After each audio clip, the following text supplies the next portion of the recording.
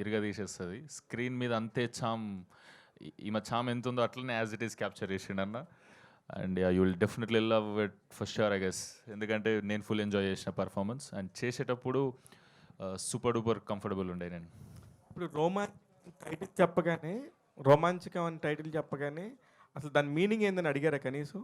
Definitely first అదే మనం అందరం అన్నట్టు కొత్త పదంలా వినిపిస్తుంది, ఎందుకంటే రెగ్యులర్గా వాడలేదు కాబట్టి ఇంతకుముందు. అడిగినప్పుడు సేమ్ ఇందాక చెప్పిన మీకు స్పీచ్లో చెప్పిన మీనింగే అన్న, ఎగ్జైటింగ్ వైబ్లో ఉండాలి అనే టైప్. డైరెక్టర్ గారు, ఇప్పటివరకు మాకు సుమంత్ ప్రభాస్ అంటే ఒక మంచి అబ్బాయి, ఒక మంచి పర్ఫార్మర్ ఇలాగే తెలుసు. మాకు తెలియని ఒక కొత్త చిన్న క్లూ ఒకటి ఇచ్చారు, నాటియెస్ట్ అని చెప్పి.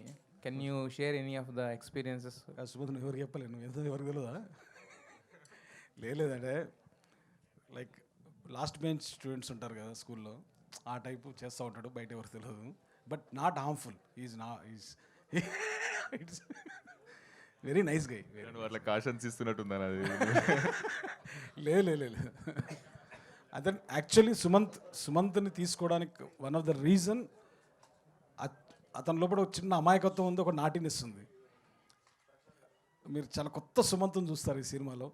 So definitely I'm saying Sumanth, Ananthika, the other performers ఎవరైనా సరే 1 minute ఉన్న క్యారెక్టర్ కూడా this films performances is going to blow your mind. అసలు భద్రకాళికి వెళ్ళి బేసిక్గా ఆయన స్పిరిట్లో ఆయన బిజీగా ఉన్నారు. భద్రకాళిలోంచి ఇప్పుడు వచ్చిన సినిమాలని మనం చూస్తాం, చాలా ఇంటెన్స్గా ఇంతకు ముందు చెప్పినట్టుగానే ఎవరికైనా అదే ఇమేజ్ ఉంటుంది.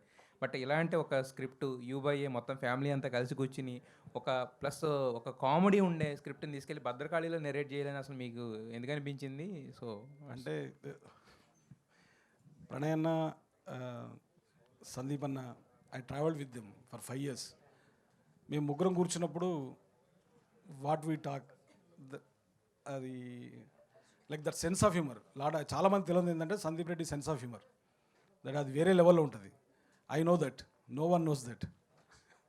So I know that when I'm going to narrate this story, he will like it. I'm very confident about that.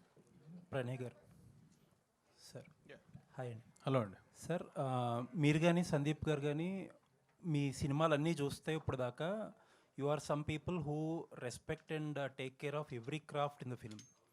But ఈ సినిమా ఎండ్ కార్డ్స్లో కానీ టైటిల్స్లో చూస్తే ఎడిటర్ అన్న పేరే టోటల్గా మిస్ అయిపోయింది. అసోసియేట్ ఎడిటర్ ఉంది, ఈవెన్ చీఫ్ అసోసియేట్ డైరెక్టర్ ఉంది, ఎడిటర్ అనే పేరు లేదు.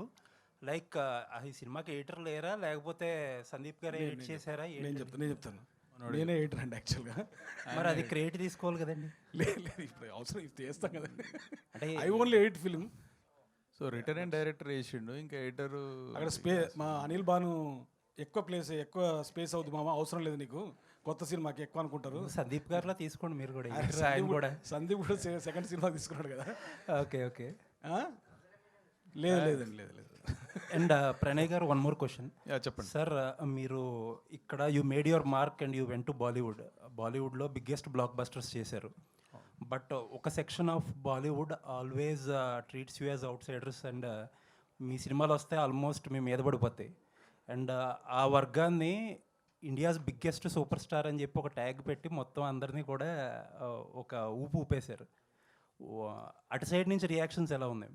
దట్ సైడ్ ఆఫ్ ఇండస్ట్రీ నుంచి మీకు తెలిసింది అంటే కొద్దిగా వాళ్ళు అంటే ఒక సౌత్ నుంచి ఒక యాక్టర్ని తీసుకుని మనం బిగ్గెస్ట్ సూపర్ స్టార్ అని వేస్తే కొందరు డెఫినెట్లీ హర్ట్ అయ్యారు. బట్ ఇట్ డజంట్ మ్యాటర్, అది మన పర్సెప్షన్, మనం ఏమనుకుంటున్నాం, మన హీరో మనం ఎట్లా ప్రొజెక్ట్ చేద్దాం అనుకుంటున్నాం.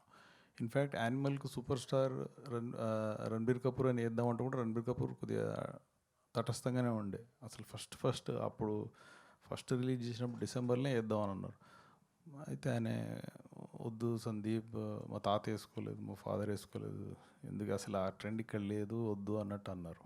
అంటే సో తర్వాత ఇక సినిమా అంత అయిపోయాక దెన్ సరే మీ ఇష్టం అని అన్నారు. సో హీరోలకు పర్సెప్షన్ మనం క్రియేట్ చేస్తాం కాబట్టి, అంటే మనం అంటే నేను కాదు, Sandeep thought that it make sense అని చెప్పేసి. So India's biggest super star అనేది ప్రభాస్ గారితో డిస్కస్ చేశారా వేసే ముందు? ప్రభాస్ గారితో అవునండి డిస్కస్ చేసినాం. ఆయన రియాక్షన్ ఏంటి? అంటే ప్రభాస్ గారు ఏం పెద్ద అబ్జెక్ట్ చేయరు, ఈస్టర్న్ డార్లింగ్ అంటారు. ఓకే. సరే. అండ్ ప్రభాస్ గారి సినిమాల్లో ఆయన he is the only super star who is making multiple films ఒకదాని తర్వాత ఒకటి, and he is delivering back to back films are super. But అన్నీ తక్కువ డేట్స్ ఇచ్చి ఒకదాని తర్వాత ఒకటి షఫుల్ అవుతారు. బట్ సందీప్ గారికి మాత్రమే ఒక లాట్లో డేట్స్ ఇస్తున్నారు ఆయన. అలా ఏం లేదండి, అంటే మీన్ ఈజ్ బీన్ ఫ్లెక్సిబుల్. ఇప్పుడు ప్రస్తుతానికి ఫౌజీలు ఉన్నారు, ఫౌజీ అయిపోయాక మా దాంట్లోకి వస్తారు. రెండింటి మధ్యలోనే స్విచ్ అయ్యారు. So next video content of spirit ఎప్పుడు ఎక్స్పెక్ట్ చేయొచ్చు? అది సందీప్ అండ్ ప్రభాస్ అన్న విల్ డిసైడ్ అండి. Okay sir, all the best sir, looking forward. Thank you.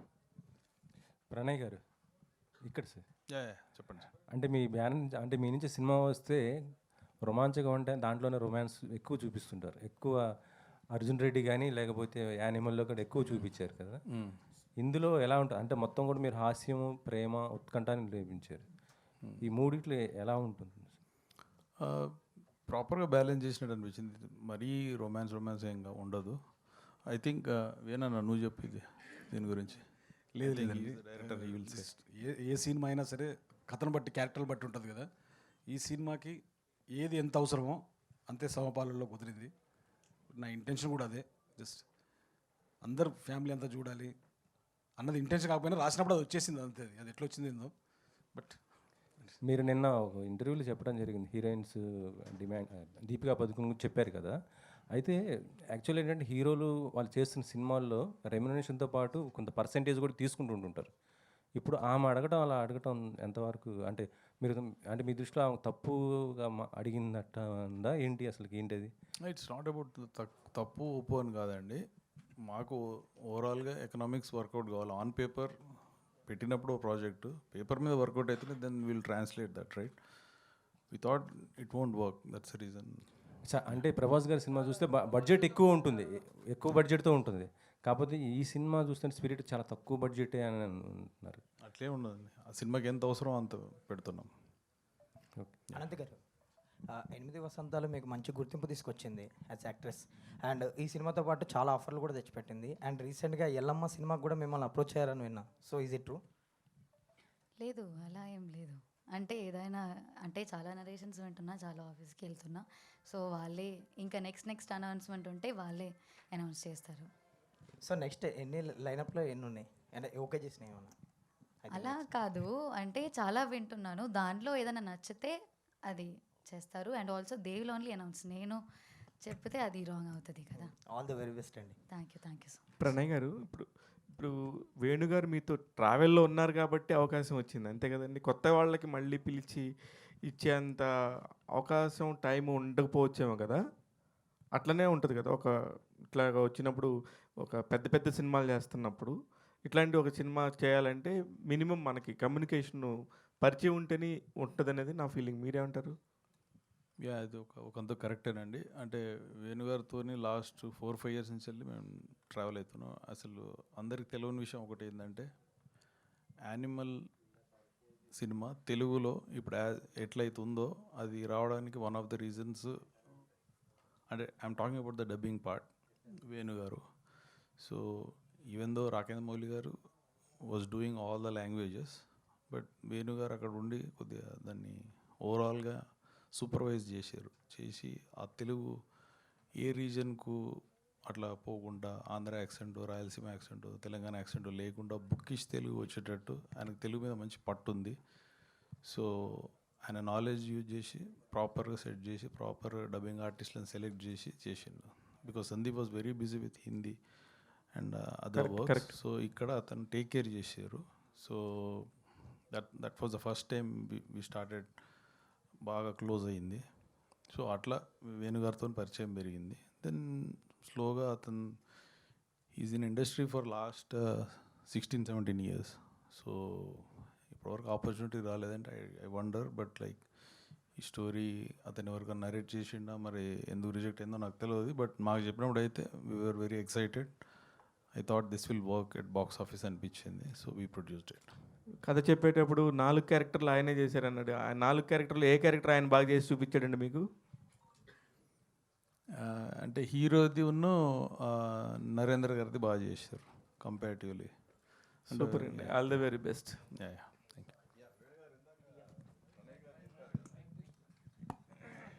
ఎవరికన్నా చెప్పారో లేదో తెలియదు కానీ అన్నారు.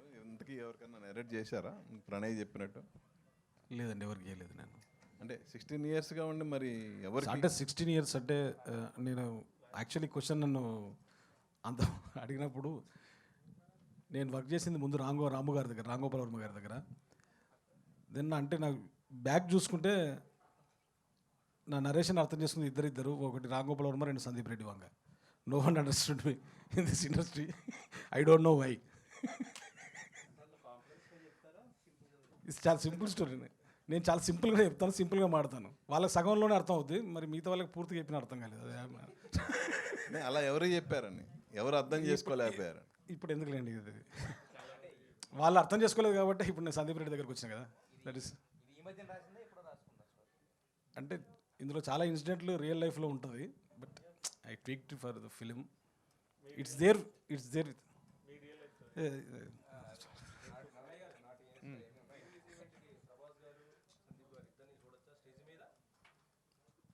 ఐ డోంట్ నో అండి. సందీప్ అయితే పక్కా వస్తారండి, ప్రభాస్ అన్న సంగతి తెలియదు.